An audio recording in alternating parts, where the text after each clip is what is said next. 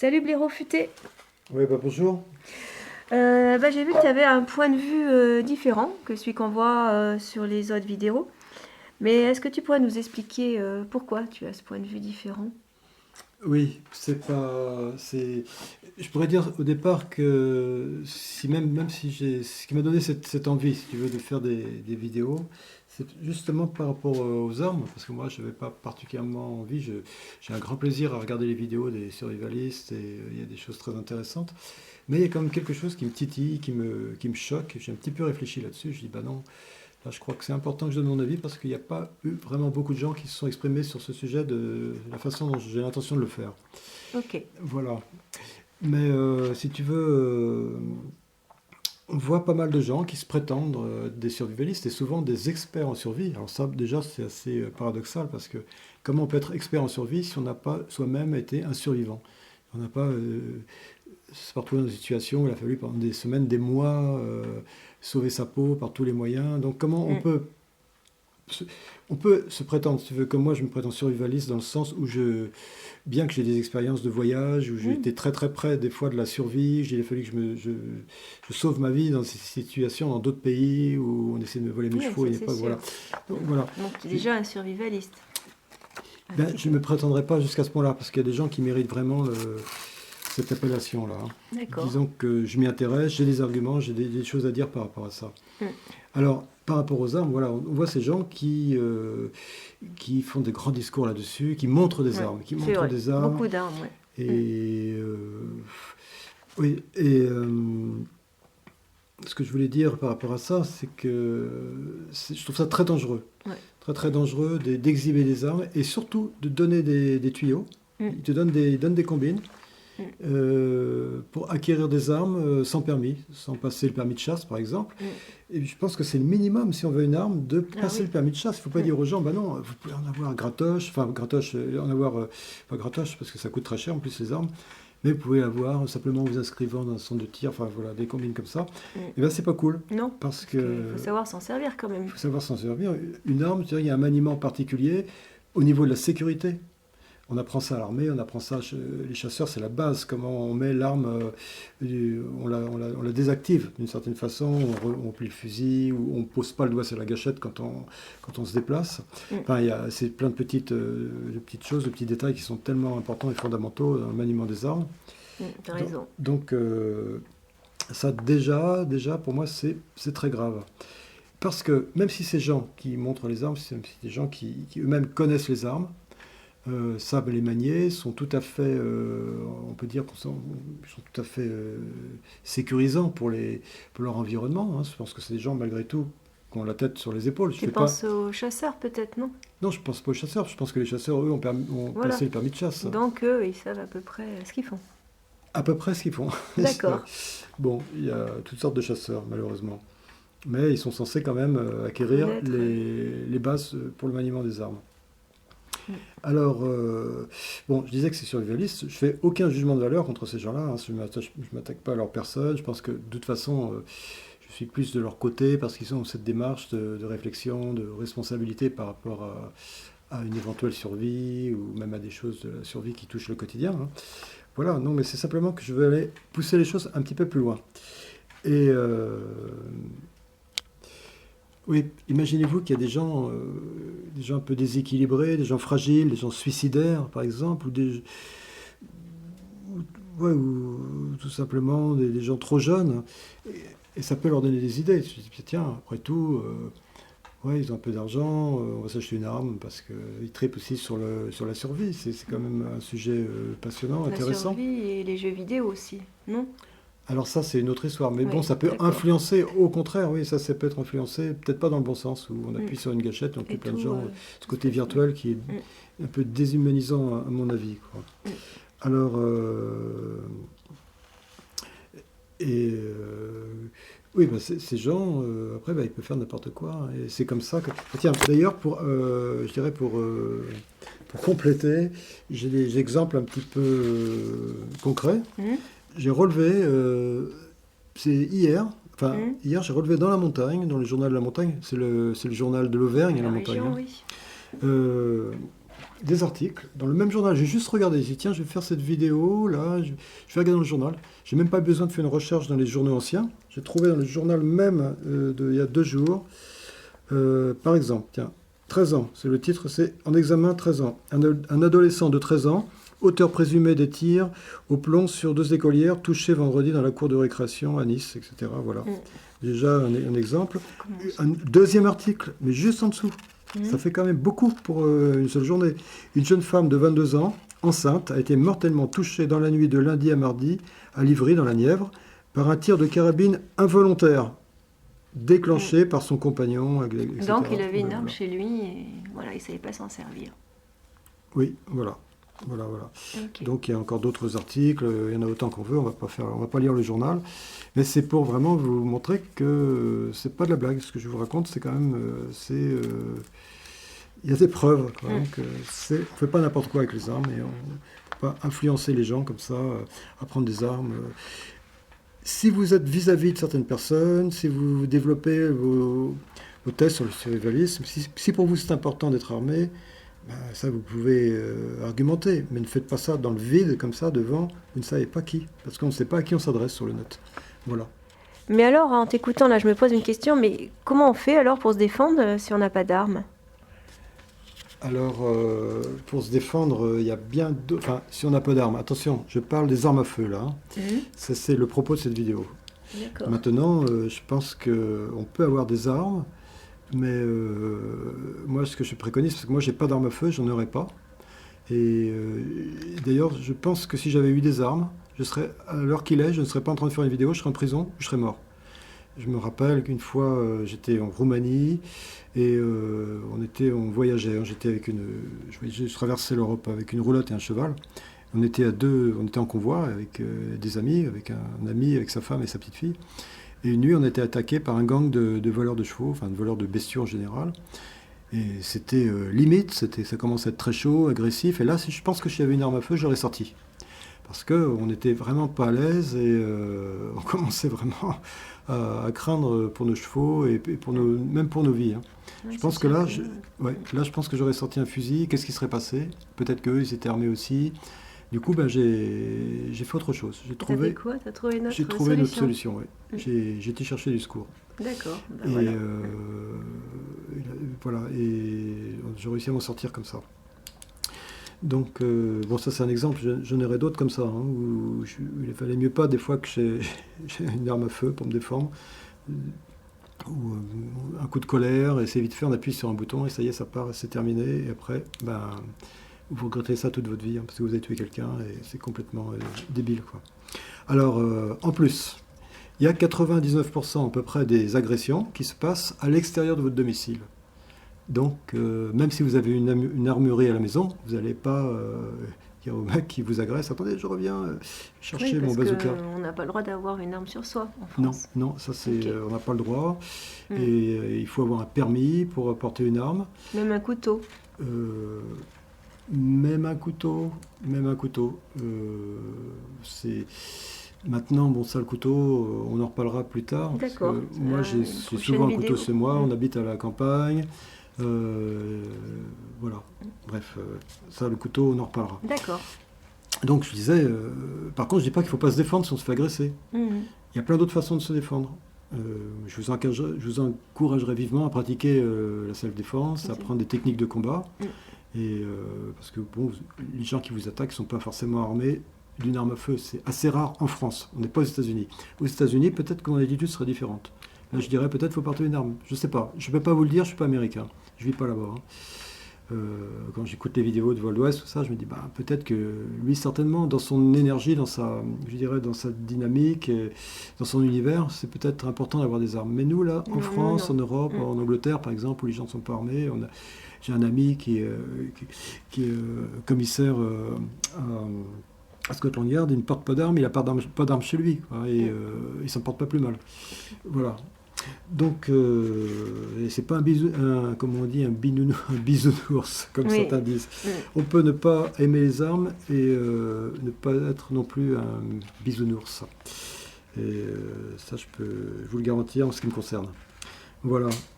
Donc, oui, la self-défense, on peut très bien se défendre à main nue, apprendre à détourner les objets, parce que je ne vous conseillerais pas non plus de prendre une bombe lacrymogène. Moi, je suis aussi contre ce genre de...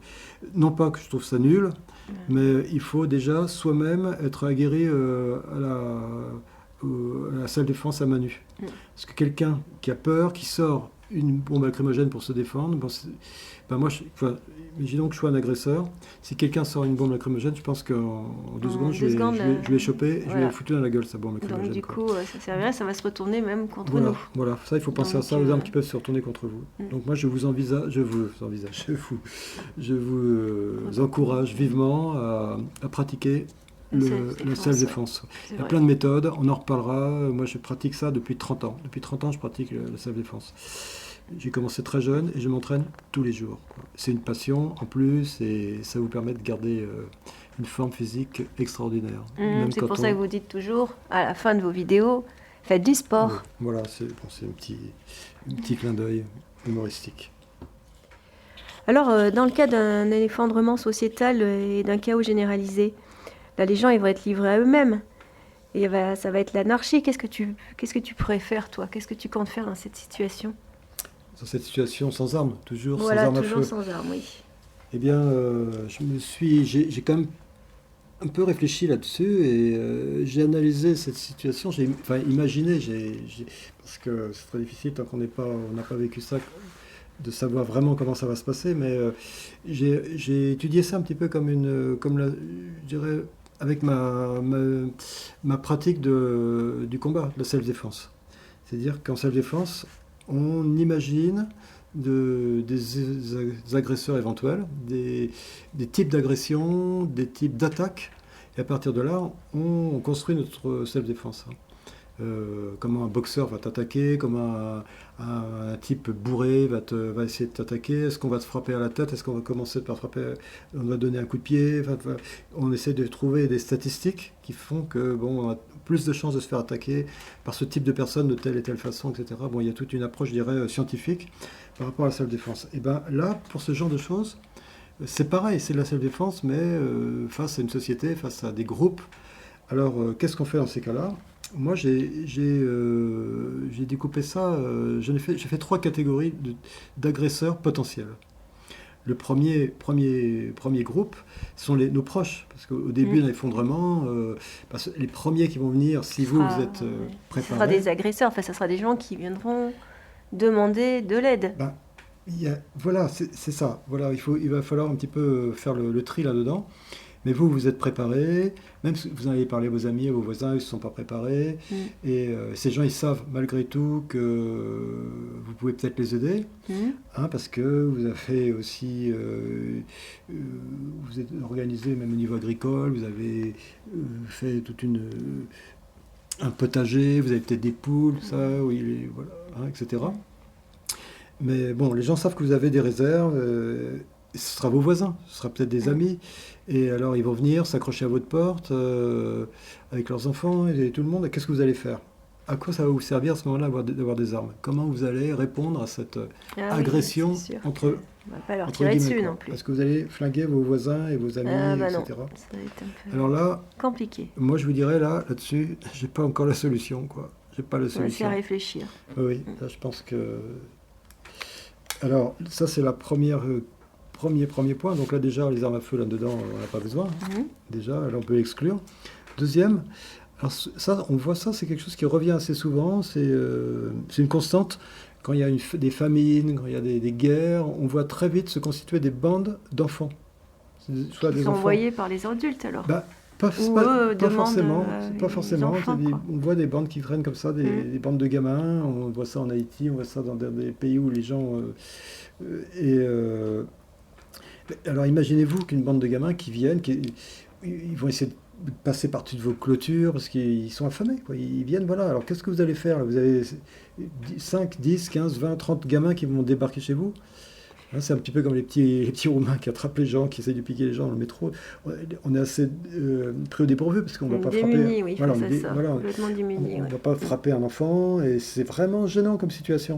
Imaginez-vous, qu'est-ce que vous allez faire? Vous allez sortir, vous allez faire comme les American Preppers, vous allez sortir le fusil mitrailleur et bousiller tout le monde, tirer sur les gamins, etc. Non, mais imaginez-vous un petit peu. Ben non, je pense que vous êtes des gens normaux et humains. Non, alors là non plus, je n'ai pas la réponse. Alors vous pouvez méditer là-dessus, Ouais, à on en réfléchir reparlera. aussi, ça fait beaucoup de Voilà, on en réflexion. reparlera. Mais là, encore une fois, là, niet pour les armes, hein, si on veut rester dans la technique des armes à feu. Alors, la troisième possibilité, dans le type de personne que vous allez rencontrer dans une attaque, en cas de chaos, alors là, ça c'est beaucoup plus grave, c'est ce qui pour moi ça craint. Là, c'est les gangs. Les gangs, D'adultes alors. alors oui, d'adultes ou de très jeunes, hein, dans les gangs les plus féroces. J'avais étudié un peu l'histoire des chauffeurs d'orgères.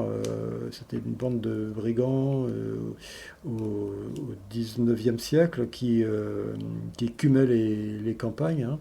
C'était des bandes organisées, des armées. Ils attaquaient des villages carrément, hein, et ils violaient. Enfin, c'était horrible, hein, ils volaient tout ce qu'ils pouvaient. Et c'était généralement les plus féroces dans la bande, c'était les enfants. C'était des enfants très jeunes, hein, de 12, 15, voilà, ils étaient armés, ils savaient se servir de leurs armes, mais c'était féroce.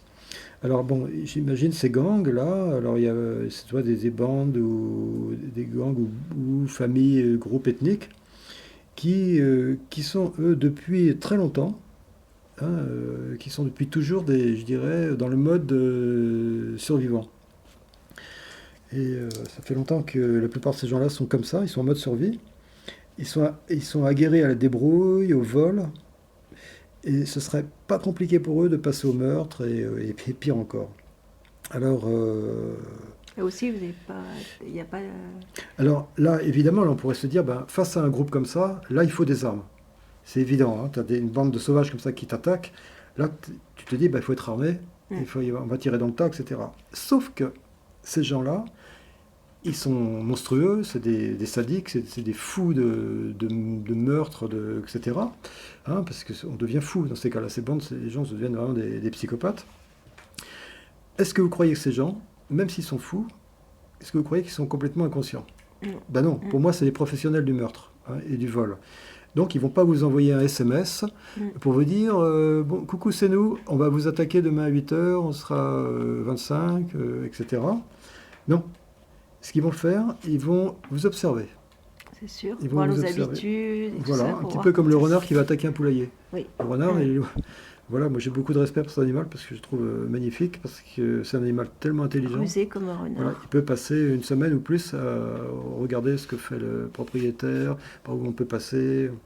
Donc Et là, moi, ça serait pareil, quoi. un Il peu comme regarderait les un loups peu aussi. quand Voilà. est-ce qu'on est là, si on est Tout à fait. tout seul ou si on Et est puis à un moment plusieurs. donné, ils vont trouver le moment le plus propice pour eux, le moment où vous aurez relâché je dirais votre attention, et ils vont vous tomber dessus. Vous allez rien voir venir, ils vont vous tomber dessus, et ça Et là, ça va alors, durer. c'est encore une question sans réponse. Que faire? Alors, il semblerait que là, si on a des armes, peut-être qu'on peut répliquer. Sauf que ce que je viens de vous prouver, c'est que vous n'aurez peut-être pas le temps d'aller chercher vos armes, hein. Oui. Comme Custer a attaqué Et si on ne sait pas tirer, c'est pas la les peine. Cheyennes, ils n'ont pas eu le temps de prendre leurs armes, ils étaient morts, parce que justement, il avait préparé son attaque, hein. C'est souvent comme ça dans et je repense aussi au plateau de Lyon, où c'était pourtant des hommes qui étaient armés, c'était toute la résistance du sud de la France qui était là sur le plateau de Lyon. Hein, il y a eu une ruse, on a fait semblant on a dit qu'il y avait un parachutage. Et les gars sont venus comme ça, les mains dans les poches, pour regarder tomber les parachutes. Sauf que quand ils ont commencé à voir ce qu'il y avait au bout des parachutes, c'était pas des munitions ou des caisses de vivres, c'était des SS, commandos SS entraînés qui commençaient à leur tirer dessus. Ils sont tous fait massacrer, les mecs, quoi. Voilà. Et pourtant, eux, c'était des survivalistes, des survivalistes. Ils étaient armés jusqu'aux dents, c'était des résistants. Et des gens voilà, ils n'avaient pas d'enfants aussi dans les jambes, ou de femmes, ou de vieux, etc. hein. Et ils se sont fait massacrer comme des bleus, quoi. Donc ça, c'est quelque chose qui peut nous arriver aussi, parce que vous êtes survivalistes, mais vous n'êtes pas non plus forcément des guerriers, etc. hein. On est des gens on veut survivre. Voilà, on passe pas notre journée à s'entraîner à tuer les gens. Alors, ça, encore, je pose un point d'interrogation, Voilà. les armes. On a beaucoup à méditer quand même. Est-ce que ça servira à grand-chose là-dedans? Voilà. Maintenant, si vous avez le vieux fusil de votre grand-père, pourquoi pas le garder avec quelques cartouches. Mais je vois des types qui ont 2, 3, 4 000 cartouches, mais c'est complètement dément, quoi. Et surtout, si vous tenez absolument à avoir des armes, apprenez à vous en servir, apprenez à sécuriser, protégez vos enfants.